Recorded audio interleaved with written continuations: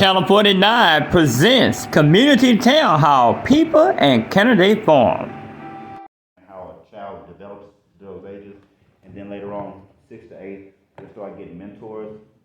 Everybody has a job, so you can teach somebody. If somebody behind you is going to have that same job one day, let's start mentoring back and giving back. So I know we're out of time. Y'all, thank y'all so much. We're going to fix this. It's going to be on us to fix, and we're going to fix it together. But thank y'all so much for your time. I'll be hanging out for a second while TJ will kick us out if you have any questions. Do me a favor. Register with the QR code on the left-hand side, and if you want to download the app, you can scan on the right-hand side. Any questions, comments, Real quick, can you just spell your name out for the record? It's R-O, well, I go by Ro, but it's Romalice. Last name is Brumfield. But any questions, comments, criticisms? Criminality passes. And that in itself kind of like conflicts with your ability or your need to vote. You understand what I'm saying? So like you say, you want to go back and you want to correct the community. You understand what I'm saying? Because see, in all aspects, you know what I'm saying, I grew up on 1216 East Hall Street. So this is, you know, and I always have been my community. Yes, sir. You understand what I'm saying? So in to be realistic though, you have to kind of like replenish the community, because you know we've been through a lot of conflict. I agree. You know what I'm saying? You get what I'm saying? We're just coming out. As a people, this community has been through a lot of conflict. And so when we as a people with a voice try to reach within the community, we got to make sure that first of all we're able to conquer the divide and conquer between us and the community. I agree. You see what I'm saying? So therefore, you know, it's like we have to start from the ground. Now, whereas you say a lot of us, you know what I'm saying, are having complications with the community. See, the people first off want to see you after earning their respect, earning their trust, to be able to confide in you, to say, you know, I'm inadequate in these positions, but if you'll help me to elevate, then I can be you see what I'm saying? You say, I try. You understand what I'm saying? So, I know the mentality of this community. See, a lot of people feel inadequate to you on an educational basis because you simply talk and know how to process things. You see what I'm saying? A lot of people here don't know how to process things, so that in turn manifests into anger, which manifests into acting out, simply because they couldn't process things. You understand what I'm saying? So we as people willing to govern, willing to make this better, we have to go within the community and find out all of its disabilities, instill, you know what I'm saying, instill cognitive, instill consciousness, you have to instill, because if you don't instill, then it's kind of wrong to want to reap something from something that's not actually there. So we need to educate. I'm glad you said that, because later on we have hopefully a plan that addresses just what you just said. And so hopefully you can stick around for that. Was there any other questions before we let the candidates? Yes. I was going to also say the most important thing we also got to look at is information. How do we get the information to the community? Because if you notice, the media is definitely not really putting it out there about what's going on. So it's going to be up to us as a community to be able to get that information out there to the residents, knock on the doors, talk to the residents, let them know, say, hey, I'm running for this office, I'm doing this. And because everybody don't know. People are not taking this election important, not really taking it because they don't really know. They're not knowledge. They're not even knowledge of who is the person that's running. And the media definitely not putting it out there that they only focusing on Maddie Parker, but they're not focusing on the other candidates. That is. And so that's the biggest thing that we have to look at is how do we get that important information into the community and talk to them and let them and educate them and let them know who is the people that's running for office. Because again, media, I called him day before yesterday, And they said that it'd be 10 days before they ought to start doing stories on the candidate. By then it'll be too late, because the election is what, May the 6th? Early voting is over May the 2nd. So if you don't start now, people are not gonna know what you represent for. That is my personal opinion. One other question. Hey, you have it? To piggyback off what he said, it goes back to the demographics. So the age group, if they're elders, then we need to go and knock on doors. But if they're around my age group, anybody under 40, social media, Facebook, Yeah. Instagram, Yeah, TikTok. that's true. You're right. Depends. That's the key word. You're right. Well, you can also do like what's considered to be groundwork. Mhm. So, okay, so you're running for mayor, okay? So if this is a district that you want to kind of like relate to, you know what I'm saying? So here's the thing. Within this district are portals that would allow us to be on neutral terms with young adults, schools, after city programs, da, da, da, da, da. I would use that as a vessel to come and introduce myself, you know what I'm saying? If it's just going to the VP of the school and say, hey, I would like to give 15 minutes, 20 minutes of my time and just have an inspirational sit down with your students. I don't see them being able to deny that with you. But then you could actually give them an opportunity to say, well, hey, who is Jennifer Castillo? Mm-hmm. You see what I'm saying? See, this in the cause that I see each and every one of you have instilled in you, you have to understand the quality of soldier that you're gonna have to be, in the fact that demographically this is your location. This is your ground zero. So again, I need to go to the Boys and Girls Clubs, and I need to see the numbers of the actual kids from this neighborhood that's actually participating in that. And then, as you know, like you say, poverty is one of our things. But then we have also, like say, miseducation, uneducated. You have a lot of uneducated people here, period.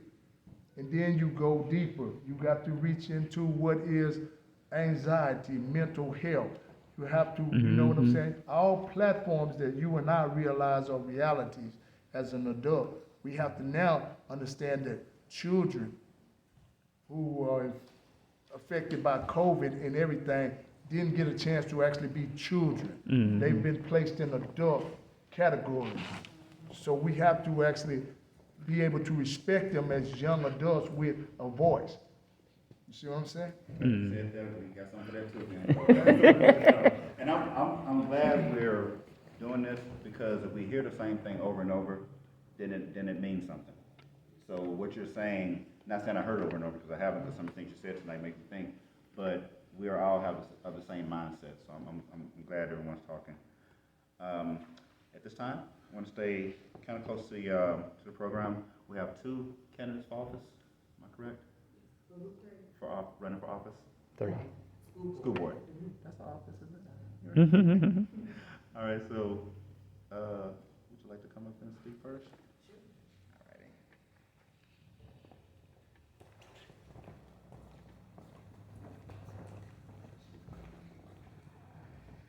Is there like some questions that you had? And also, so what I would like, maybe just speak about your platform, just what's important to you, and then maybe go to the questions if you have. Or this is your mic, just whatever, however you want to do it. Okay, cool. Okay, well, my name is Martasia James. I'm a proud graduate from Dunbar High School. I went to W.M. Green Elementary, Dunbar 6, Dunbar 7 and 8, and on to the high school. I'm running for school board trustee for District 3. I currently hold a bachelor's degree and a master's on May 3rd, both in criminal justice and my master's in juvenile case studies. The reason that I am running for school board trustee is because I feel as though a lot of our black and brown kids are getting the end of the stick when it comes to things such as SEL, which is social emotional learning, restorative justice practices, And a lot of people like to think, well, that's not something that we should be focusing on. But within the predominantly white communities, this is something that they are focusing on. This is something that parents are able to teach the kids, something that that is catered more to than it is in the black and brown community. And the reason that I decided to run is because I currently work at Metro Opportunity School, which is a alternative school.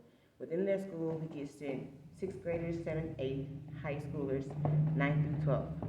And if you can, just imagine how many white kids come in there, and then how many black and brown kids come in. It's always filled with more black and brown, to where sometimes the predominantly white kids want to say that they are Hispanic so that they can fit in with the black kids and not possibly get jumped or beat up. It's come to the point to where there's so many kids coming in and out the door, it's like a revolving door.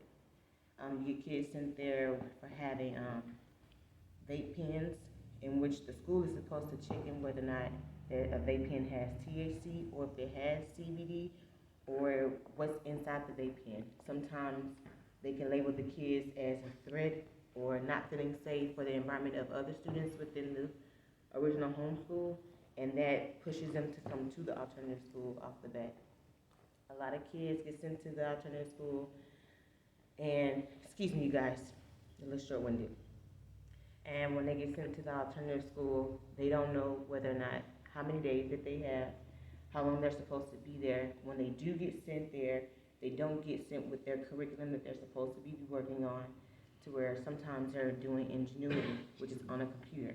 And basically, the teachers have so many kids to where they can't just focus on one student and what that child is doing on that computer.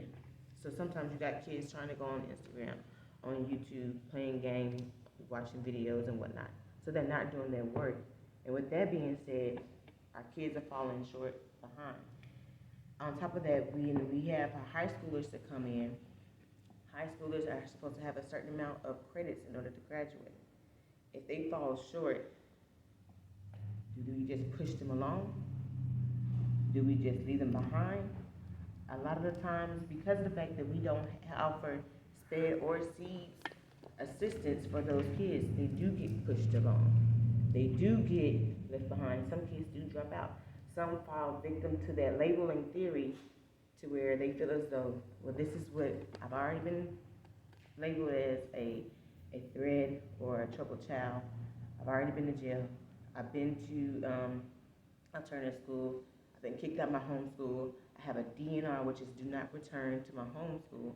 So now, what is left for me? Nobody else is trying to cater to me. And I want to be that person that caters to our kids, our black and brown kids, within the East Side community that I'm running for district trustee for. And I wanted to do that because it's rewarding when I do see my kids now working at Fiesta, and it's simple things for us, collecting baskets, or they're staying out of trouble, running into my kids at the gas station.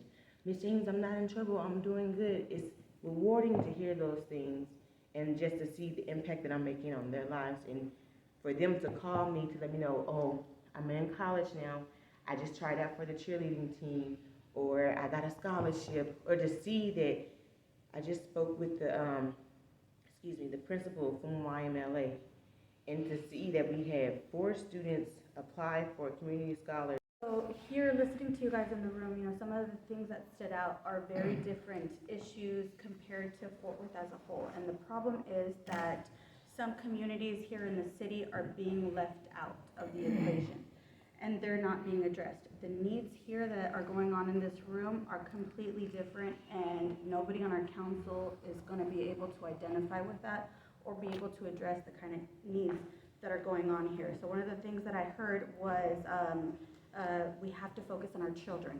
Parenting is very crucial for us to come together. I have 3 children. I raised them by myself, so I know how incredibly difficult it is to have to balance work and have to figure out childcare for them and still provide for them, make a living.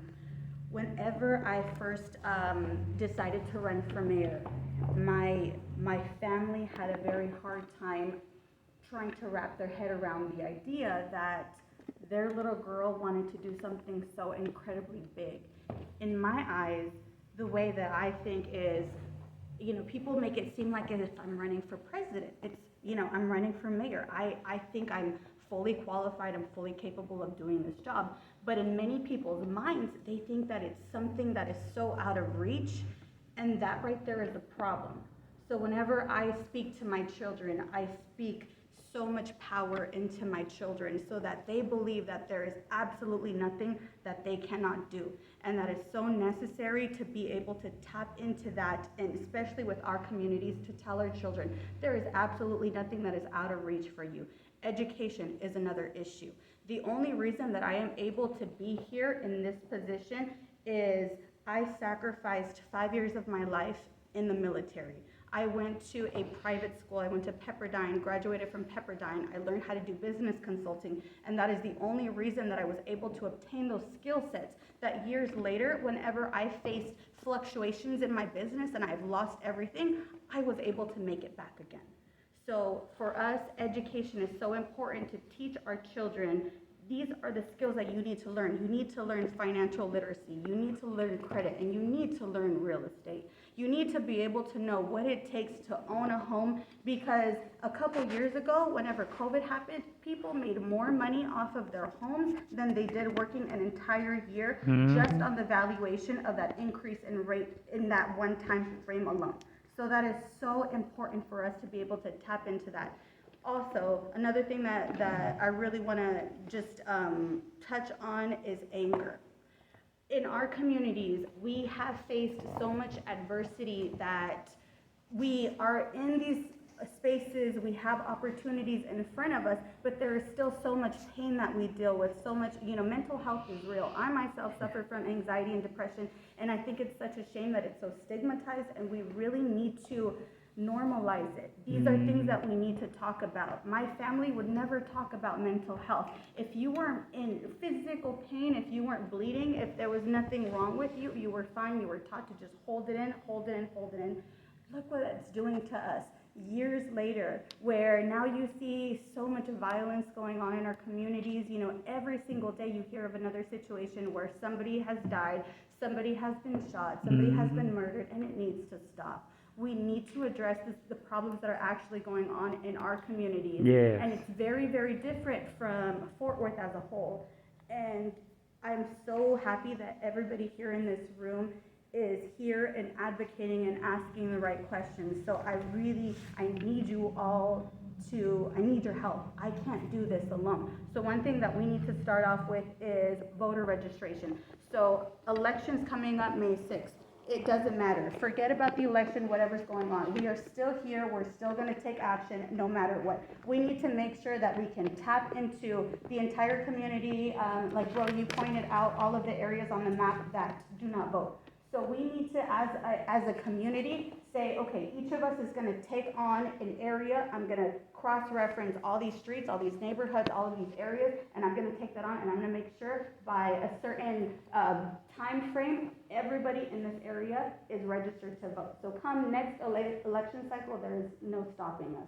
They are not going to stop us. They are not going to keep us ignorant. They are not going to suppress our voice. That is not going to happen anymore. We are going to tackle that. We're going to tackle the voter registration, make sure everybody is registered to vote. There is so much strength in numbers. They are not stopping us. We just need to armor together, and we need to be very, very strategic. We're going to use that anger, and we're going to channel it. We're going to take our pain. We're going to use it for purpose, and they're not going to hold us down.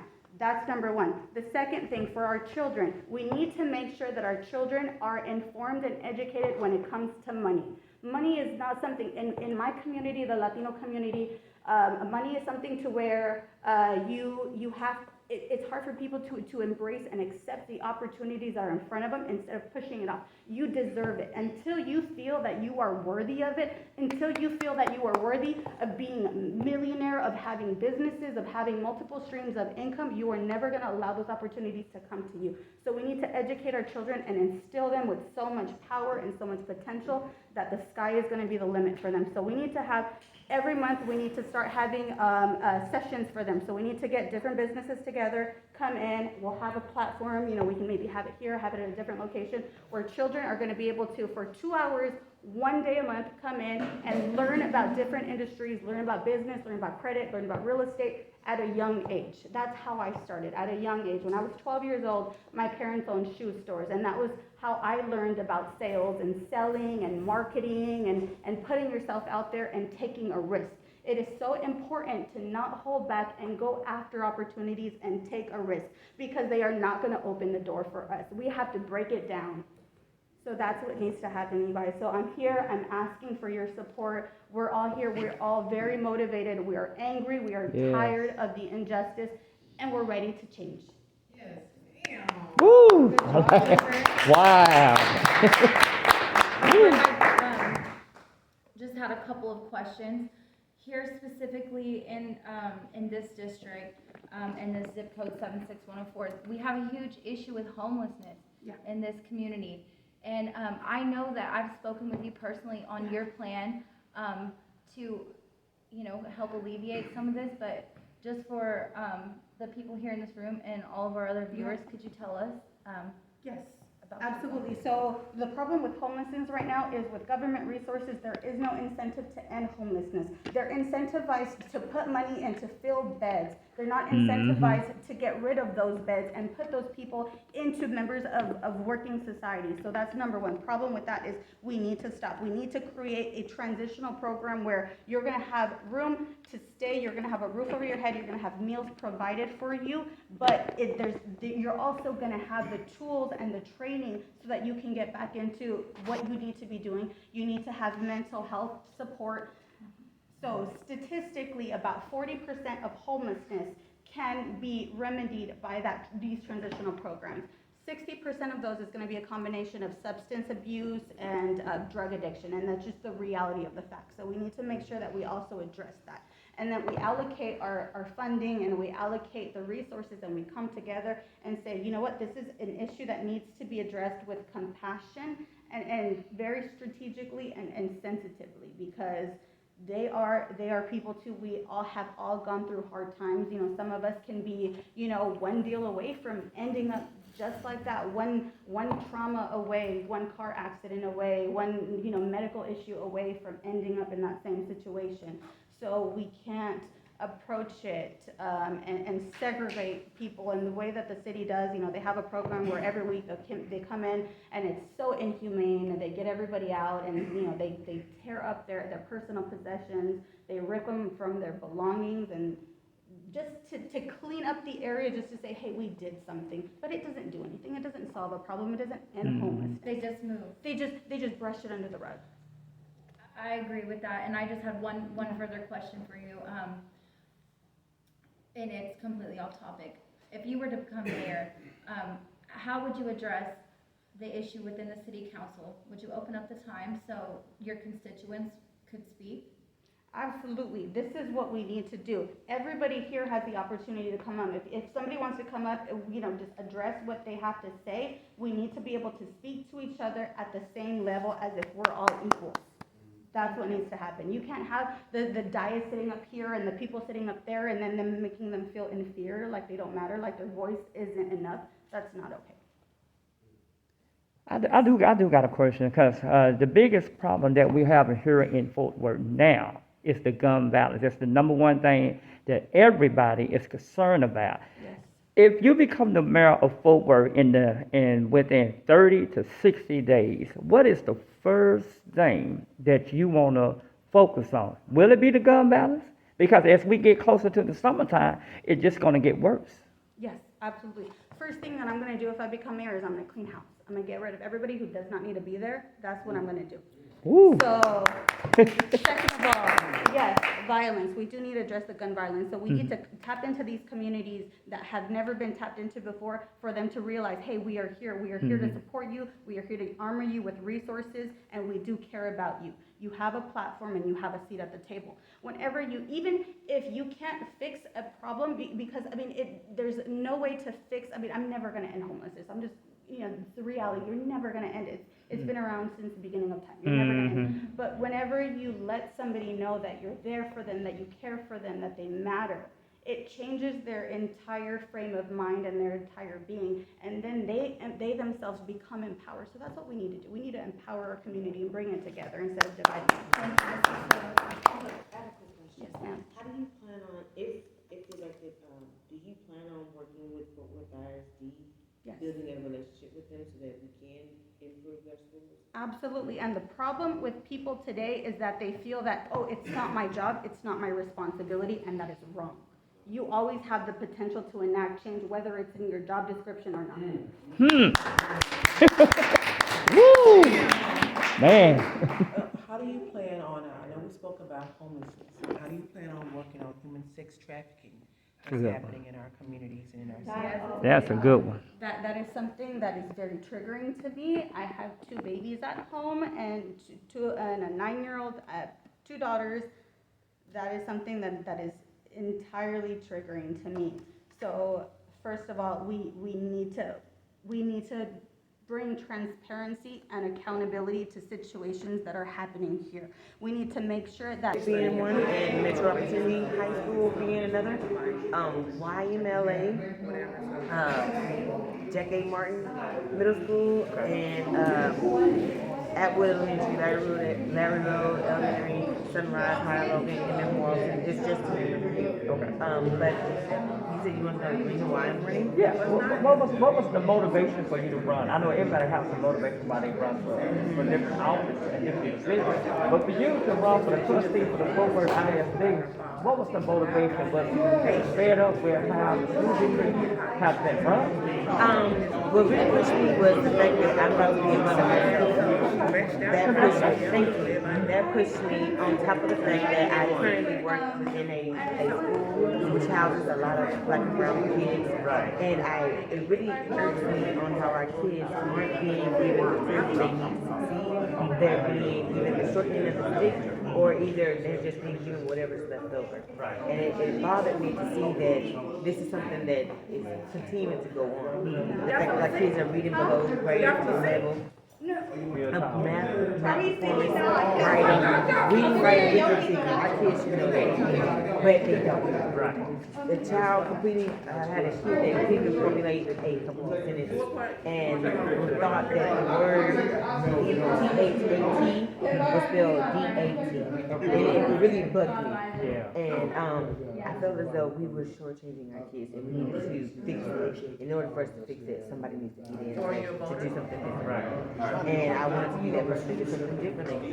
And as I'm not a parent yet, I don't have any kids in school currently, but I've watched how my parents raised me, and I know what kids need in order to be successful, because I feel as though I'm a myself. I'm gonna get your phone number. I'm gonna get you back on the show. We're gonna do it maybe we don't do it with radio, but I'm gonna get you back on the show. Cause I'm gonna have I want to focus on more time with you. I know we running out of time now, but I do want to talk about this real quick. You say you work at Metro, right? Yes. And so when you get the kids, you get a lot of kids that is out of control.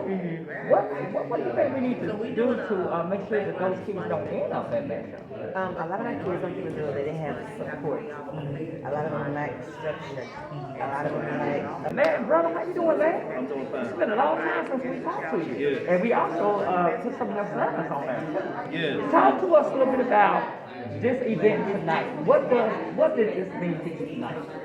And how important it is for the public to know what's going on? This event is important for everyone to know so that we can be informed on the candidates that are running in our city, and we can be informed on their agenda so that we can make a well-informed decision when it comes to voting. Thank you so much for that, man.